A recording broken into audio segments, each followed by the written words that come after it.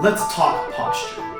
So, this topic is a little bit interesting because there really is no right answer at the end of the day. There is no 100% foolproof way of how to properly posture yourself while playing the flute. Now, is there a general sense of what we should do as flutists to better our posture? Yes.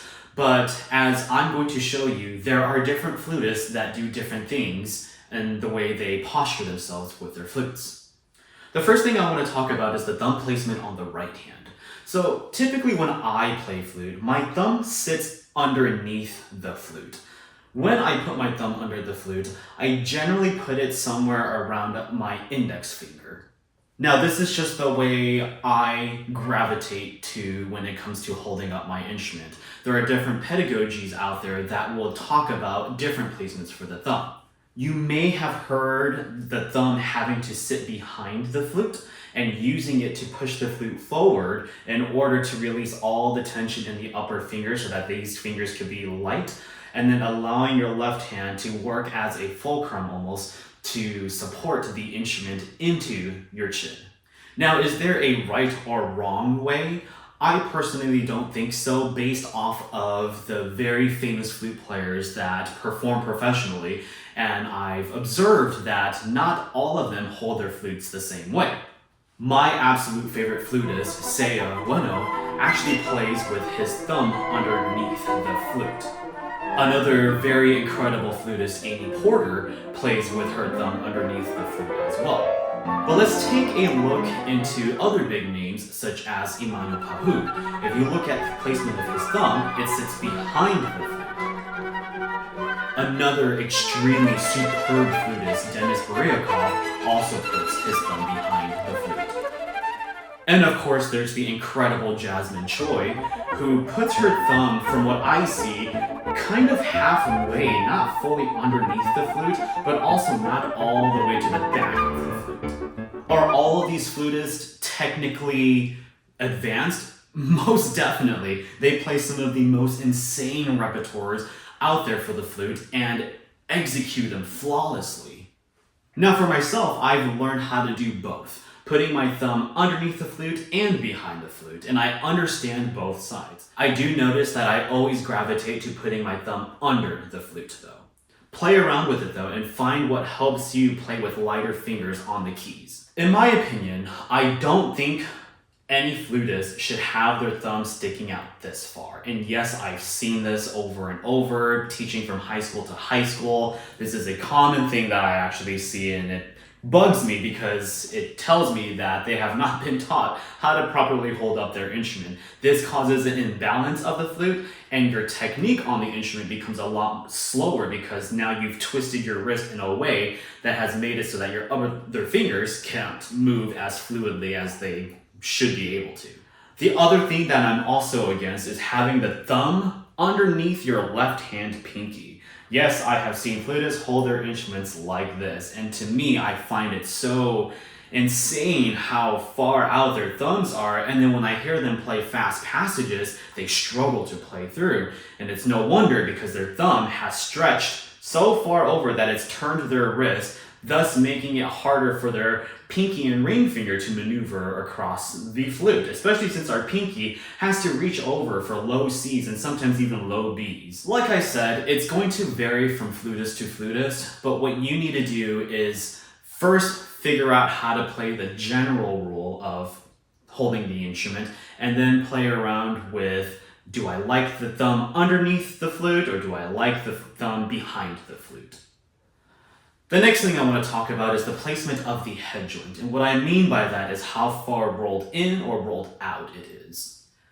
For myself, I have learned that I play best when the head joint is just slightly tilted towards me, so that way I don't actually have to move the flute in towards me. I've played around with moving the flute out a little bit, but I notice no matter what I do, I end up always gravitating towards bringing the flute in me in order to fit a specific position on my embouchure. The general rule, though, is to be sure that the hole of the lip plate lines up with the C key on the body. That's a good place to start off, and from there you can experiment with what you find to be a little bit more suitable as far as your wrist and embouchure placement goes. Another very incredible flutist, Vincent Lucas, plays with his head joint turned in quite far.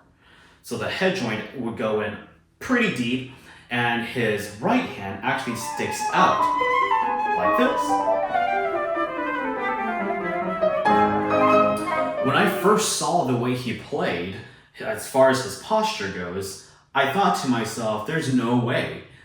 And then I heard him play through technical passages, and he fluidly goes through the instrument. The next thing I want to talk to you about as far as posture goes includes the concept of the embouchure.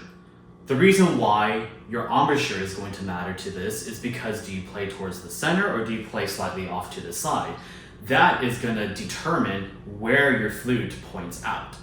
One of my absolute favorite flutists, who I mentioned before, Denis Buryakov, plays with an embouchure far out to the left side.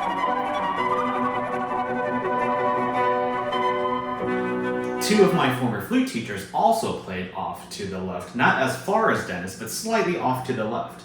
When I asked one of my teachers why she played that way, she explained to me that naturally she gravitated towards putting the flute that way because the muscles in her forelips weren't as strong as the rest of her face.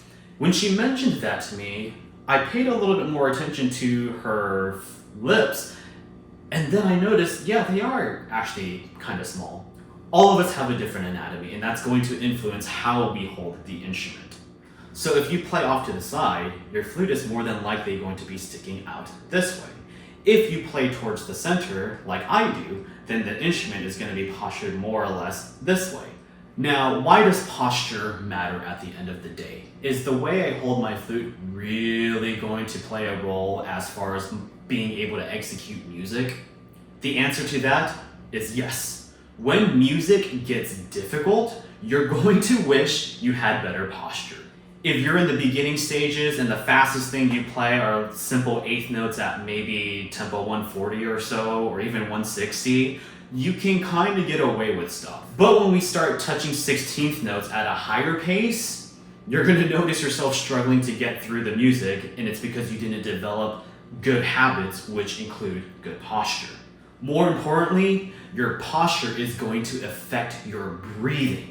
If you're slouching, you're not going to be able to breathe as much. If you're tense in the shoulders, you're not going to be able to breathe as much. I always think of just shaking out your arms and then having that relaxation in your shoulders and then bringing the flute up to you.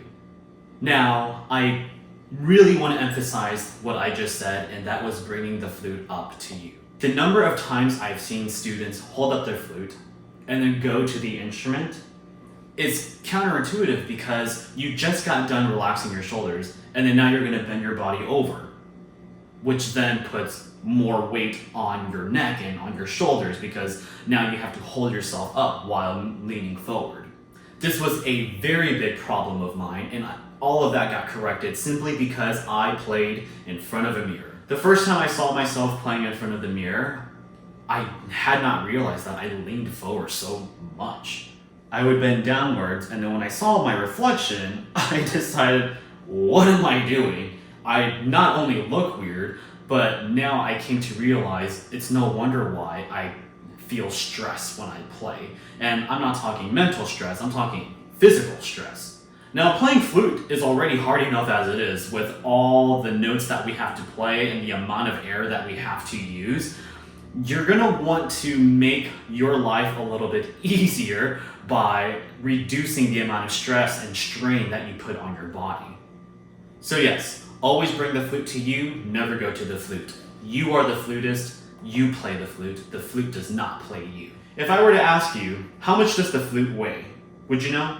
Obviously, it's going to vary from flute to flute, whether you play with B-foot, have a C-sharp trill, heavy wall, the material that it's made out of. But for the most part, the flute, in general, weighs about 1 pound. So if the flute weighs 1 pound, how much does a little key weigh at the end of the day? Almost nothing. Now, I understand underneath the keys are springs, so then you have some tension against the fingers, but nonetheless, it's not going to be 1 pound of tension in the springs. This concept of tension is very, very important to me because the more you squeeze your fingers, the more you restrict freedom in your joints. If you just take some time to think about it, if I tense up my fingers, how on earth am I supposed to move really fast, right?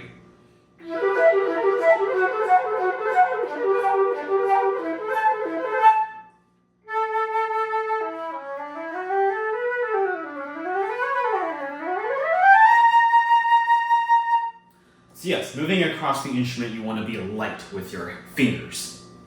Then the question comes, how do I know if I'm playing lightly or not? One of the biggest indicators for me is if the tips of your fingers start to turn white. This is why it's so important to play in front of a mirror, because when you're playing, you cannot see your fingers. But when you play in front of a mirror, you get to see the reflection and check if your fingers turn white while playing. What do I mean when I say turning white? What I mean is if you're gripping your flute so aggressively that you're pushing the blood out of your fingertips, way too tight. So as far as being able to play freely and comfortably, always double check your posture so that way you can get through difficult music much more easily.